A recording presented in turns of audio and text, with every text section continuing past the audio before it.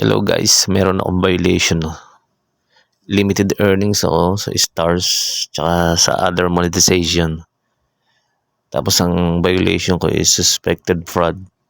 Ano ba to? Alamin niyo kung paano ko to na ayos at muling bumalik yung account ko.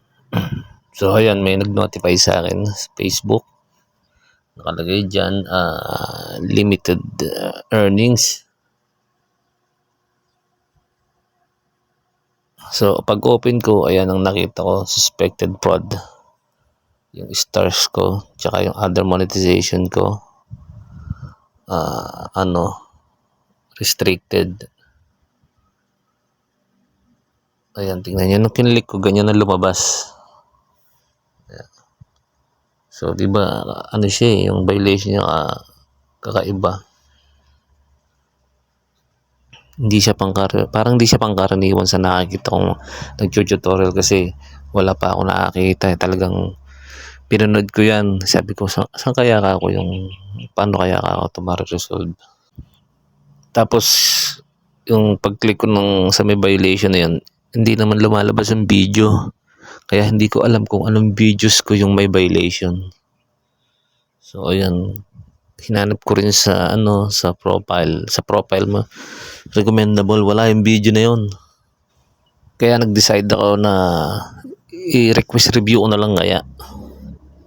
Baka namali lang ako. So, ganun yung ginawa ko. Di-request review ko. So, nagpa-request sa review ko. So, after 3 days,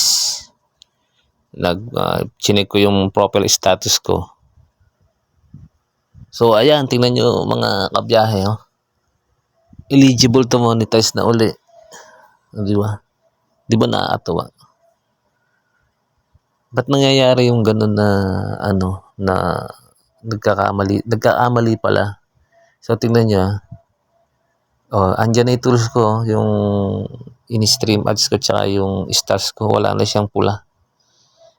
Wala na siyang alert, ganun. Profile recommendable, yung monetization. Ayan tingnan nyo, di ba? Okay na siya uli.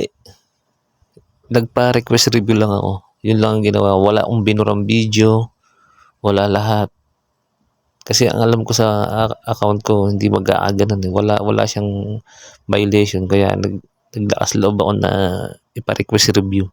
So, ayan nga. Naging okay na siya uli. Sana makatulong sa inyo.